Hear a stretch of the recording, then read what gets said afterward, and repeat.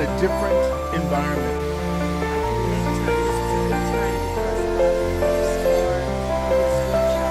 I have a house that's down the path. Started going to New York School of Visual Arts, and I was painting, doing safe things, challenging myself to something I was never ever going to succeed at because I don't have a good eye for color. And my husband and I traveled to Italy, and I came back from Italy and showed my painting teacher, who was my mentor in many areas, not just painting, in life. And he said, well, you should try it. You should try stone carving. And then I thought, stone carving? That's a guy thing, that it's a very masculine thing, wielding a hammer and a chisel and working with rocks. That wasn't where I was going. But then I really realized that, having lived in New York most of my life up till then, I visited the Metropolitan Museum weekly, at least once a week, and really fell in love with all of the antiquities, the ancient stone sculptures, and of course, being a romantic, I fell in love with the Rodins and the Mayols and all of the sculptors who came before me, and they were all men. Ultimately, there was Camille, I don't remember her last name, who apprenticed with Rodin. She didn't influence me, but Rodin's work did. But she did a lot of Rodin's work, and I only learned that later. She carved stone. So she's not my hero by any means, but she influenced me to a certain extent. And so I tried stone carving at the School of Visual Arts. And then I combined my thoughts that I was carving, which is a tactile medium. I was carving stone. I was using not the heaviest hammer, a 1.5 pound hammer. And I was building, strength in my arms. And I was creating and carrying on this tactile experience that I wanted to give to the viewer. I wanted the viewer to feel the need to touch my work. I was escorted out of the Metropolitan. I was busted. I stuck my finger in the mouth of Rodin's Tempest, and the guard caught me. He caught me once, he caught me twice, and I think it was probably the third time that he said, I can't trust you anymore. And he said, you've got to go. You've got to go. It's the rule. Nobody can touch these sculptures. And I thought, how were those sculptures made? They were made by hand. People have to touch them, but I know that I have to respect the rules. And I know why those rules exist, because ultimately the stone might be destroyed, the patina might be destroyed, etc. So it became my goal through my work to create a tactile experience. Your first years working alongside man in a totally male-dominated arena versus today, is there any difference between today and yesterday? Is it the same, or let me have your take on it?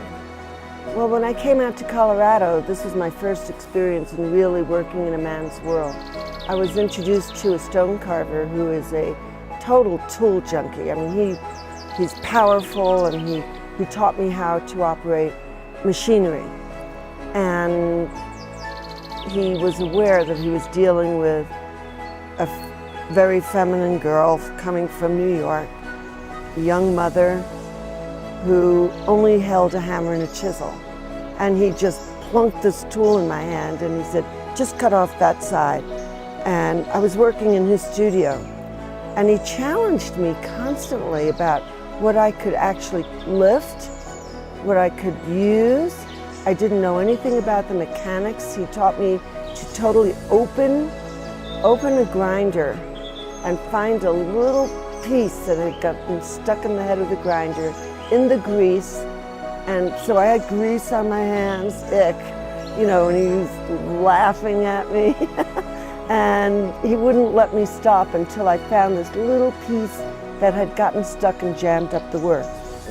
And I thought I could do this, and I was getting angry at him, but later I was very grateful to him. He got me working larger. He delivered stones to my townhome where I rented a space with my husband. We had this townhome, a triplex, and I built a studio in my utility room and tried to keep the dust down. It didn't work. But I had to move these stones. He said, you could do it, you could do it. He was challenging me. He used to call me, this guy, his name is Frank Swanson, and he called me a dumb girl, amongst other things. But he was just, I don't even know if he realized that the challenge, I was up to the challenge. I don't even know if he thought he was challenging me. I thought he was making fun of me, really, for being a dumb girl. And I was up to it, and I wasn't afraid of it.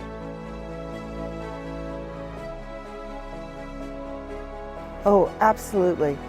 Back then, I think I was unique. You know, not patting myself on the back because I chose a profession, but I think I was unique. I didn't often run into feminine sculptors, you know, female sculptors. It was a man's world without a doubt.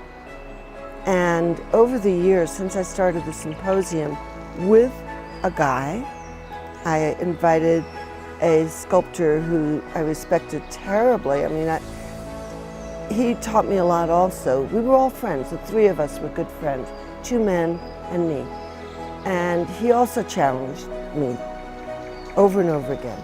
But we found this place of marble, and he invited me up here to watch him and the other guy, Frank, and one other, to watch them carve stone. I was the dumb girl, just moved here from New York. I was watching 3 men carve, and I wanted to do it too. I wanted to do it in the worst way. I wanted to carve in the woods with my friends. So when I started this program, Marble Marble, I invited Greg to help me with it. And when I look back, there were men and women who showed up. More men than women, but there were women. And none of us knew what we were doing, really. I'd never been to a symposium, and we're putting grinders in hands of men and women, young and old. We had no feelings that any of us were better than the other. We were all learning together. We had something to teach, obviously, how to carve stone.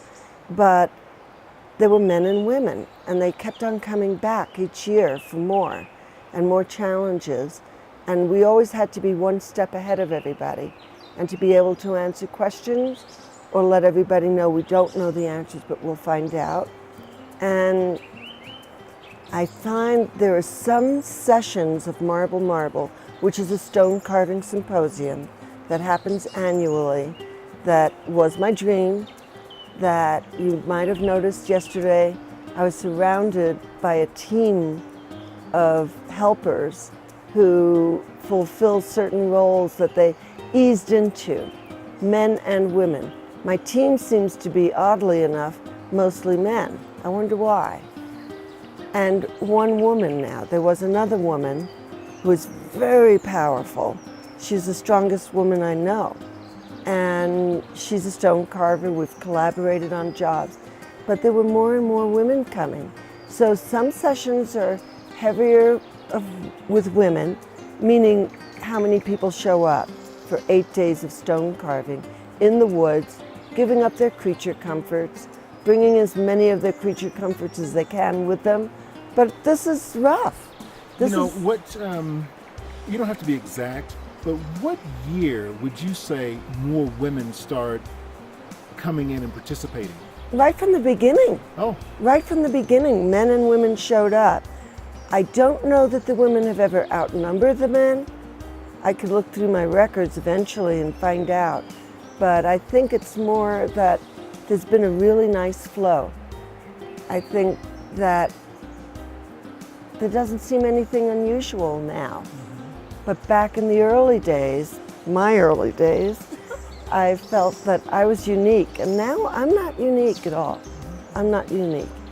What advice would you give a woman in today's society with everything that's going on today?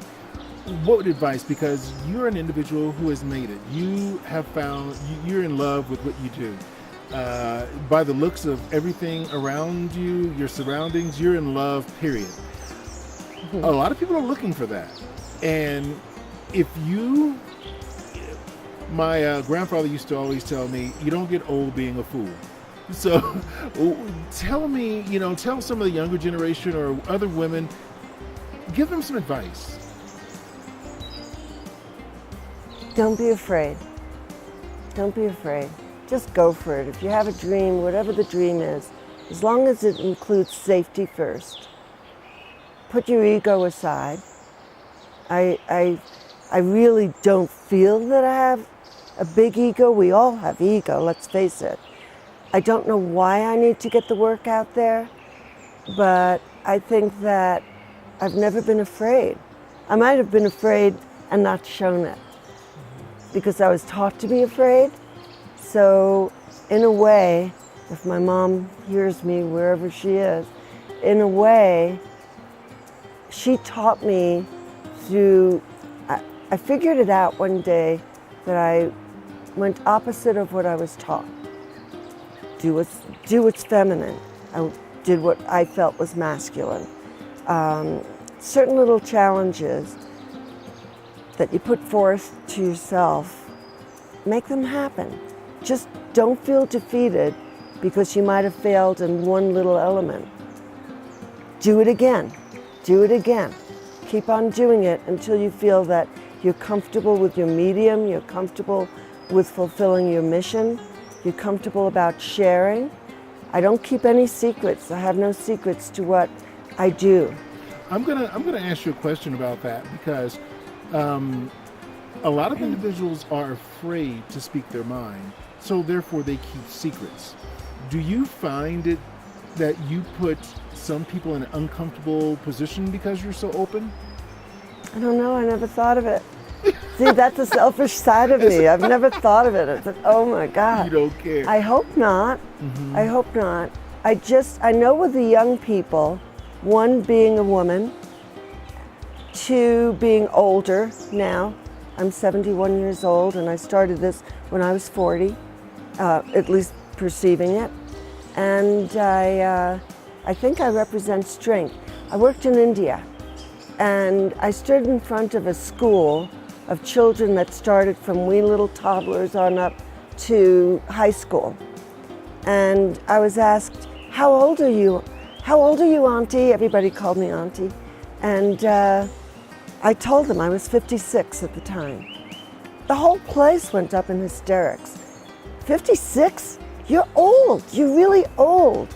And they saw videos of me wielding a chainsaw, a hydraulic chainsaw, and big grinders and little grinders and hammers and chisels and all of it. And they were in awe because I wasn't your typical woman.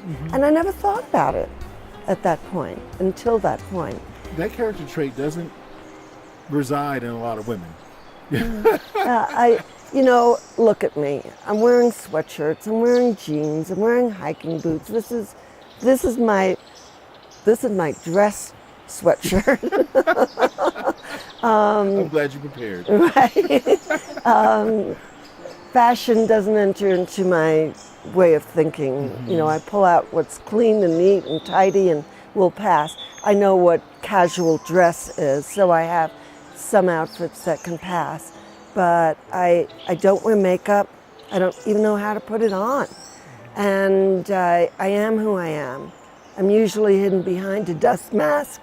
I have headphones on and, the mask and safety glasses, and they leave impressions in my face. I go to the supermarket dusty, and when I first moved into our little house in Aurora, Colorado, everything was being built from scratch there. And I was mistaken for a drywaller because I was dusty from head to toe. And so, you're drywalling? Which section are you in? And I thought, I'm not drywalling.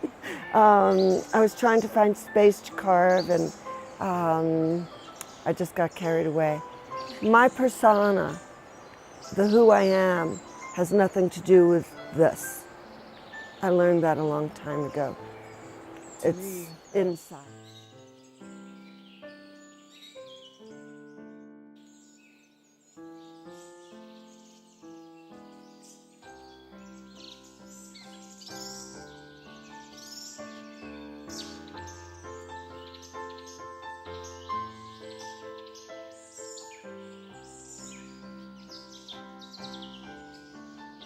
I'm a figurative sculptor, and oftentimes even my public commissions are deeply personal. Deeply personal. And I'm the one who knows it. My assistant might know it. My family might pick up on it. And then I don't care, because it's all up to the viewer. If they get a visual response, if my work that's in a park or in a hospital or in a library, wherever it might be, in a private home, in somebody's bathroom, if it invokes some sort of an emotion in the viewer, the sculpture is successful, yes. And if it invites them in, a lot of my work creates an environment for people to sit and become the sculpture itself.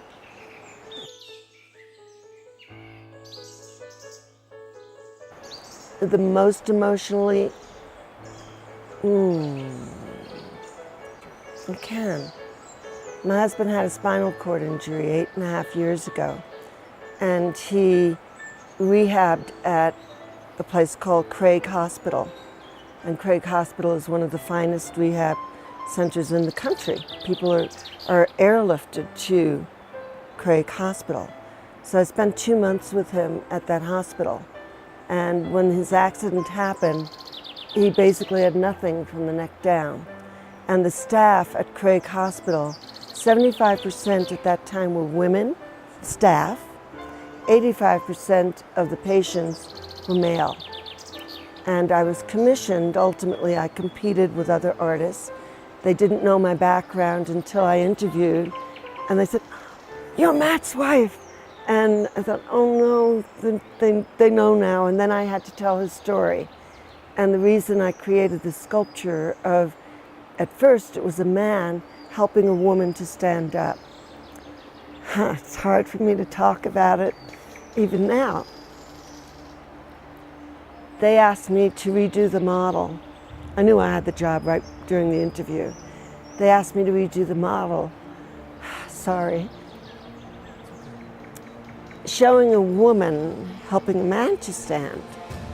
And they asked, why didn't you do that? They told me about the percentages, and I said, I can do it, but I didn't want to do it because it was so personal. And this isn't really about Matt and me. This is about the staff and the patients, who they call graduates once they leave the hospital. But I knew that I had to do this. I knew the man represented all the men in the hospital, and all the patients in the hospital, actually. And I knew that that nurse, the woman or the therapist who was helping him to stand, represented any caregiver. And in the case of Craig, it was the female. She even ended up looking a little like our favorite. It wasn't me helping Matt, but it was a little bit of me helping Matt. Their feet become one. I always have to put my foot in front of Matt's foot when I'm helping him out of a chair, so his feet don't slide out from under him, that sort of thing. So, yeah, I guess you could say, hard to talk about. A lot of sculptors create people curled up in fetal positions because they don't know the anatomy. They could hide everything. And I was one of them, and I didn't even know it, even though I studied anatomy. I didn't know how to do it in stone. So my first sculpture, I shouldn't even do this, but I have to. The most personal